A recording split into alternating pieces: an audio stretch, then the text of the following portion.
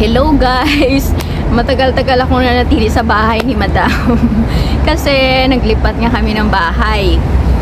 Ngayon i-share ko yung na-experience ko nung lumipat kami ng bahay. Kasi first time ko itong na-experience na lumipat ng bahay yung amo ko. Kaya ngayon may ma-share ako sa inyo kung ano yung mga ganap. Bali nung una pa lang sinabi na ni amo ko sa akin na may dalawang holidays kasi yun na parating tsaka isang Sunday. Dalawang Sunday yun. Pinalabas niya ako ng half day nung unang Sunday. May 15 kasi kami naglipat. So nung May 1 pa lang na holiday, hindi na ako pinalabas. Tapos nung May 15 talaga, holiday din yun, hindi na ako pinalabas kasi yun yung araw na lumipat kami. Tapos nung may isang Sunday before yung May 15, hindi rin ako pinalabas. Bali yung OT ko is 3 days. Buti nga ngayon, pinalabas na ako ano ngayon, first Sunday doon sa bago naming bahay. So, ano guys, nung una pa lang na yung nag-aayos pa sila doon sa lilipatan nilang bahay. Kasi yung nilipatan namin is occupied din yung dati. So, umalis na yung nakatira. Hindi ko lang alam kung rent lang sila or own. Kasi yung mga bahay dito, kung hindi nyo nabili is nagre-rent lang kayo. Karamihan kasi sa mga bahay dito nagre-rent lang. So, hindi ako nagtanong kasi mahirap na baka ano isipin ng amo ko na masyado akong matanong. So, pina-renovate nila yung bahay, pinaayos nila yung kung ano yung sira. Before yung May 15, parati na silang pumupunta doon araw-araw na after work. Every weekend. At saka nung holiday nga, after work nila or before work, pupunta talaga sila doon, naghahakot ng konting gamit. Tsaka alam nyo ba guys, nung ready na silang mag-pack, may nag-deliver dyan sa bahay ng 50 pieces na box. So 50 boxes yung paglalagyan ng mga gamit.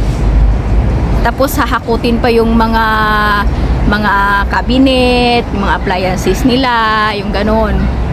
Kung ano yung gusto nilang dalhin doon sa bagong bahay, hahakutin. So nag-rent yung amo ko ng malaking, yung naghahakot ng mga gamit. Mayroon yan dito yung company na naghahakot pag may naglipat ng bahay. Mayroon yan dito. So hindi mahirap nung naglipat na kami kasi nauna kami dun sa bahay. May sinakyan kami na parang van yun na may bakante sa likod. Doon namin may space sa likod. Doon namin sinakay yung dalawang pusa at saka konting gamit. At saka yung alaga ko sinama. Tapos noon nung dumating na kami sa bahay, sa bagong bahay, nung paglipat na mismo, nag-ano yung amo ko, yung parang nag-offer muna sila. Ang tawag doon, yung may sinisindi sila, tapos yung nagpe-pray sila, yung parang pamahiin sa kanila pag bagong lipat sila, yung ganun. So, nag-ganon muna sila bago hinakot lahat ng gamit sa bahay ng amo ko. Tapos yun, ako ang in charge sa alaga kong bata. Sila ang in charge about sa paglilipat. Habang hinahakot yung gamit sa loob ng bahay, kami ng alaga ko nasa playground, doon sa nilipatan kasi namin may playroom doon, may clubhouse, so may sariling restaurant, may mga swimming pool, may ganun. Masyadong medyo high class yung nilipatan namin. So habang busy sila doon sa bahay, kami naman ang alaga ko doon. Nilalaro ko siya. Hindi siya pwedeng doon mag-stay sa bahay. Masyado siyang malikot habang hinahakot yung mga gamit kasi malalaki yung ibang gamit nila. So, hindi talaga pwede yung alaga ko doon. So, nung pumunta kami doon, na after nila mag-pray, nag-lunch muna kami afternoon.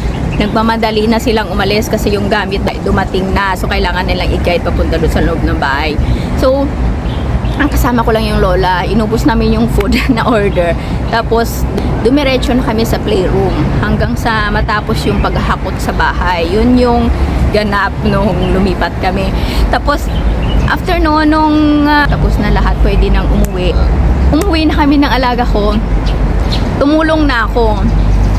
Pinunasan ko na yung mga cabinet, yung mga kung ano yung pwedeng linisan kasi yung mga boxes guys pagdating doon, di ba, pinak yun galing sa bahay. I-unpack na ngayon yan pagdating doon. So, yung mga boxes nila ang dami. Hindi naman yun lahat kailangang i-unpack sa araw na yun. Kung ano lang yung importante na pwedeng ilabas muna. Tapos, unti-unti lang nilang binubuksan yun. Tsaka, every boxes mayroong nakasulat doon kung para saan yan, mga damit ba yan, books, mga utensils ba yan, may nakasulat para alam mo kung ano yung una mong bubuksan, kung ano yung nasa loob ng boxes na yan. Tapos ang trabaho ko lang talaga nung lumipat kami is yung bago kami lumipat sa araw na yan, 1 week kaming pabalik-balik ng amo ko sa bagong bahay. Naglinis kami ng bahay. Yun lang yung trabaho na medyo napagod ako doon. Kasi kailangan muna naming linisin ang buong bahay bago kami lilipat. So, madali naman siyang linisan, guys, kasi parang yung bahay parang bago talaga siya, hindi siya overused. So, at tapos ni-renovate pa yung mga parts ng ibang parte ng bahay. Yung CR lang naman talaga yung mahirap linisan, tsaka yung sa kitchen area. Pero yung sa kitchen area nila, hindi masyadong madumi, hindi masyadong oily, hindi talaga ako nahirapan. Sa lang guys, sa CR. Dalawa kasi yung toilet doon sa bago naming nilipatan. Kaya, yun yung nilinis ko talaga ng bonggang-bongga. Tapos, sa sala, punasan lahat ng mga bintana, yung ganun. As in, lahat ng part, kailangan mong linisin. Tapos, yung floor, kailangan, nilinis ko yon, nilagyan ko ng bleach para malinis talaga yung floor.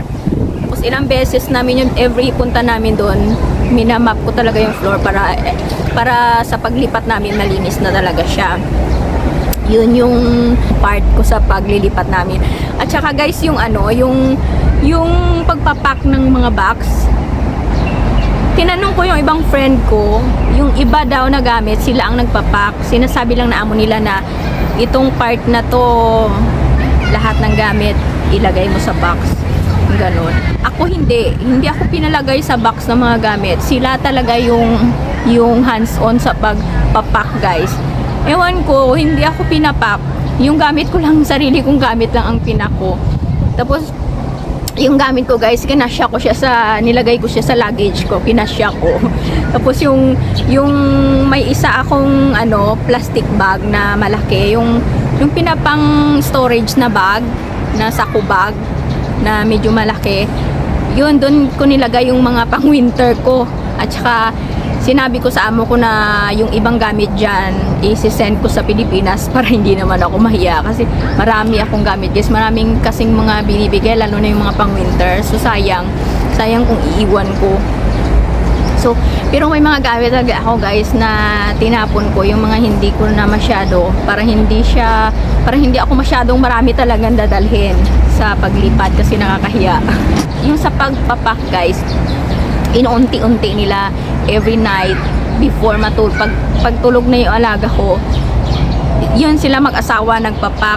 Matutulog yan sila after 1 hour every pack nila. So pagod yun sila parati na nagpapak. So hanggang sa dumating yung time na nalilipat na kami, guys. Yung araw na yun, nagpack pa talaga kasi hindi pa naubos yung mga gamit, kasi hindi naman pwedeng ipack kasi gagamitin pa yung iba. So, doon talagang pinaka-busy sila na bilis talaga pack, na kailangan mapack lahat bago dumating yung maghahakot. At saka kailangan din namin pumunta sa umaga doon sa bagong bahay.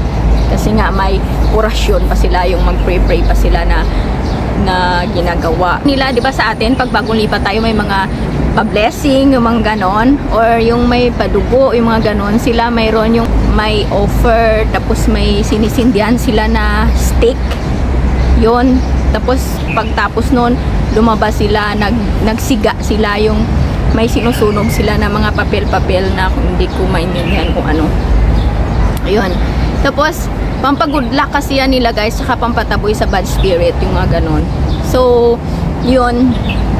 Tapos akala ko talaga mapapagod ako ng bonggang-bongga, pero hindi, guys. Hands-on yung amo ko sa paglilipat namin. Sila talaga yung, pati sa pag-a-unpack, guys. Sila talaga ang nag-unpack. Never nila akong pina-unpack. Ang ginawa ko lang is pinunasan ko lang yung lahat ng mga paglalagyan ng mga cupboard, mga cabinet. Yun, nagpunas lang ako pagdating, tsaka naglinis ng floor ulit. Yun lang ang ginawa ko. Pero sa iba, yung ibang kakilala ko, napagod talaga sila kasi sila din yung isa sa nag-pack, sa nag-unpack, yung ganon, kasi yung amo nila is nagde-depend sa kanila. So ako, yung amo ko kasi nasanay sa walang helper. So siguro yung alam mo yun, yung sariling gamit nila is hindi nila kayang iasa sa akin. Gusto nila sila talaga ang gagawa. So yun, binakante lang namin yung bahay yung hindi na magamit tinatapon, yung pwede pang magamit dadalhin sa bagong bahay. Yung ganun yung maglipat dito. Parang ano lang, kasi yung bahay kasi nila dito karamihan maliliit lang na unit. So parang andali lang i-pack yung mga gamit nila lahat at alsahin papunta dun sa lilipatan nila, yung ganun. Yun yung paglilipat dito. Kailangan ko naman mag-adjust doon na side. Ngayon kasi bumalik ako dito sa Taipo, dito yung kung saan kami nakatira dati. Kasi dito rin yung mga friends ko. Medyo alam ko naman na yung lugar doon. Kasi noon may friend ako doon na lumipat. So pupunta ako doon minsan. Alam ko na kung saan yung palengke. Doon yung mall, tsaka park. So may idea na ako about sa nilipatan namin na place.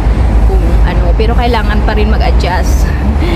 Yun lang naman, kailangan talaga mag-adjust kung saan nakatira yung amo, doon tayo. So mag-adjust na naman tayo sa place. Pero mas nagustuhan ko doon sa nilipatan namin. Mas madaling linisan, tsaka mas komportable. Kasi pag dito kasi sa Taipo, parating nagbo-mold, parating basa. Ewan ko, parating basa yung wall. Doon hindi naman, parang maganda doon. Yun lang guys, bye bye. Thank you for watching.